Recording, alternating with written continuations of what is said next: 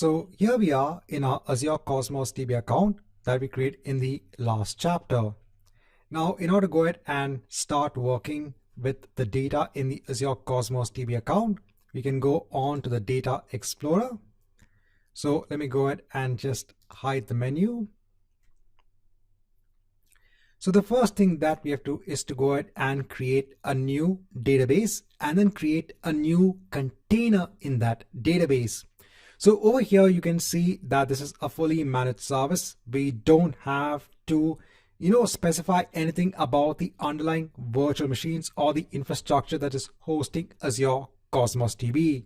We can go ahead and directly start creating our databases and our containers that are used for holding the data. So over here, let me go ahead and hit on create a new container. So when we go ahead and create a new container, we have to also go ahead and create a database first. So first we have our account. Then under our account, we have the Azure Cosmos DB database. And underneath the database, we then have our container. So over here, we have to go ahead and mention a database ID. This is nothing but the name of our database. Now, there is something known as provision throughput. So over here, this is a measure of the compute and the memory resources that are assigned onto your database. So when it comes to measurement of how much resources to give onto Azure Cosmos DB, you don't mention the amount of CPU to allocate or the amount of storage to allocate. So it's not the same when it comes to an Azure SQL database. So over here, you don't go ahead and mention the amount of CPUs to allocate for the Azure Cosmos DB database, the amount of memory. No, over here, you have a metric that is known as the database throughput. So based on how much you allocate in terms of the throughput, so there's something known as RUs. So RUs is known as request units. So a request unit is a measure of the combination of the compute and the memory that is assigned to your underlying database. So the minimum amount of throughput is 400. And based on the amount of throughput that you assign for your database, that is how much you are charged for. So there's a charge based on the throughput that you assign at the database level. So over here, I'm going to leave it as 400. Let me go ahead and scroll down. So over here, you can see the estimated cost. But since we are working with a free tier discount for Azure Cosmos DB, so you get the first 400 RUs, the request units, and 5 GB of storage for this account for free. Now let me go ahead and scroll down. So next we need to go ahead and now mention a container ID.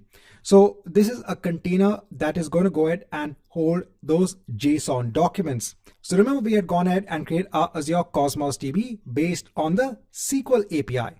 And over here, we're going to go ahead and be storing JSON documents. So the JSON documents need to be part of a container. So let's say we are storing customer information. I'm going to give the name of the container as customer. Now we go ahead and scroll down. Now over here, we have to go ahead and mention something known as a partition key.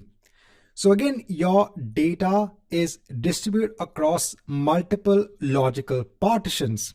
So you could have millions of items in your container in an Azure Cosmos DB database.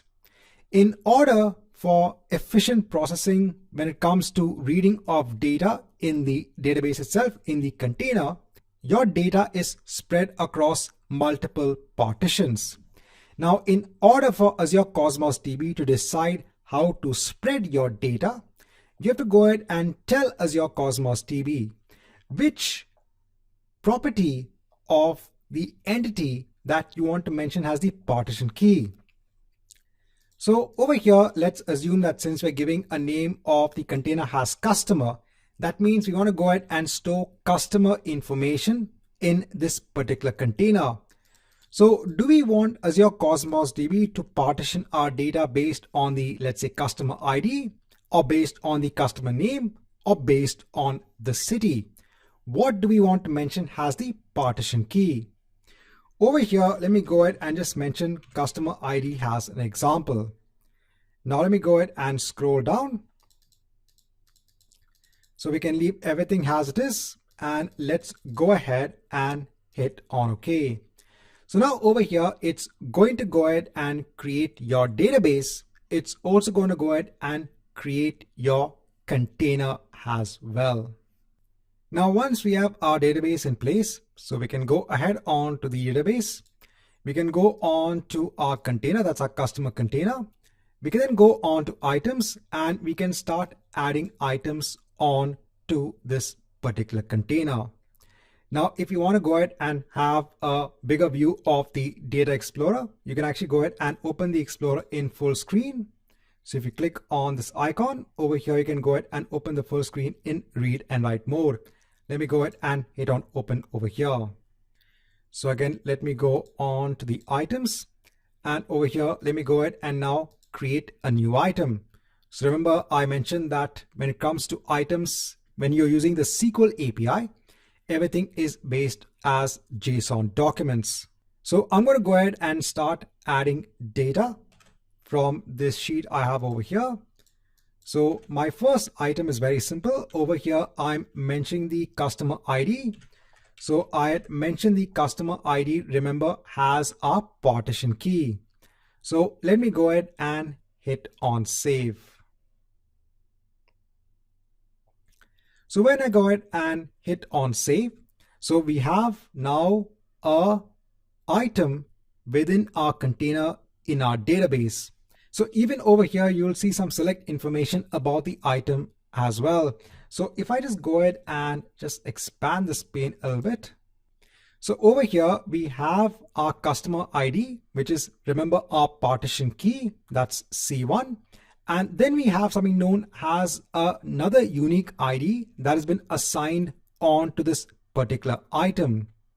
Now, apart from the partition key, Azure Cosmos DB also allocates a unique ID onto this item. So this ID actually helps to uniquely identify this item within the partition. So now this item is going to be stored in a partition based on this partition key of C1. And to uniquely identify that item within the partition, over here you have an ID property that has been automatically generated by the Azure Cosmos DB service. So to uniquely identify this item in the entire container, you have to go ahead and use the combination of the partition key and the ID over here. Again, I'm just giving you some sense when it comes to the partition key and the ID over here. It's not required from a data fundamentals exam perspective to go into so much detail. So normally when you go into other expert level exams, then you have to go into detail into understanding partitions and how they basically work. Over here, we just need to have an overview when it comes to Azure Cosmos DB. Right, so I have one item in place. Also note there are some other system generated properties assigned on to each item in the container. Now I'm actually going to go ahead and add another item. So to showcase that this is nothing but a NoSQL data store, I'm adding another item, but this time in the item, I'm also going ahead and adding another orders property. And in the orders property, I'm having another object in place, an embedded object. So over here, I'm saying that this customer is now also placing an order. So instead of having a separate container for your orders and a separate container for the customer, which would normally be the case in a relational database. Normally in a relational database, you'll have a separate table for your customers and a separate table for your orders. But over here in a NoSQL data store, you can go ahead and combine the data as one item over here. So let me go ahead and hit on save. Right, so we've got that also in place. Now let me go ahead and also add the third item as well. So I'll go ahead and hit on new item. So over here now I'm adding an array of orders. So I'm saying this customer has placed multiple orders. Let me go ahead and hit on save. So now I've got 3 items in place. You can go on to each item over here. Now we can also go ahead and perform SQL queries as well. If you go and hit on the new SQL query, you'll go ahead and hit on the editor over here to create your queries. So if you do a normal select star from C, over here you can also go ahead and say select star from customer to be more accurate. And you can go ahead and execute the query. And over here you should be seeing all of the items within the container. Now over here I have a little bit of a more complicated query. So the only reason I'm showing this query is I want to show you how you can base your query based on the inner objects which are part of your main object or main item. So let me go ahead and execute this query. So over here, I just want to go ahead and get the orders where the course ID is equal to DP900. Right, so in this chapter, just want to kind of showcase on how you can work with data in an Azure Cosmos DB container based on the SQL API.